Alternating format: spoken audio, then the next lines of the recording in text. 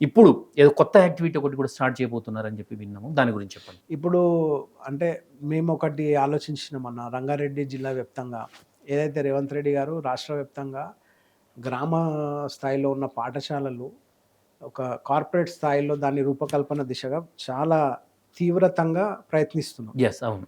So, అక్కడక్కడ ఏదన్నా చిన్న లోపం ఒక 1%, 2% ఉంటే నా వంతు సోషల్ సర్వీస్‌గా నేనొకటి డిసైడ్ చేసుకున్నా. గ్రామ స్థాయిలల్ల గవర్నమెంట్ స్కూల్స్‌లో వాష్‌రూమ్స్ కట్టిద్దామని ఒకటి నేను సూపర్. గొప్ప నిర్ణయం. తీసుకున్నాను. హ్మ్. సో, అదే విధంగా మా మండల కమిటీ సభ్యులుంటారు. హ్మ్.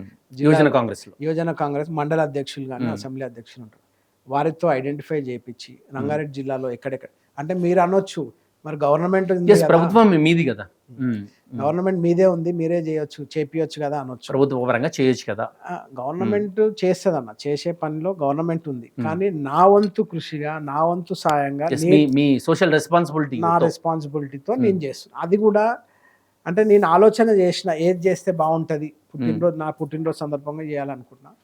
మా వైఫ్ చెప్పింది. తను మెడికల్ ఆఫీసరు. హ్మ్.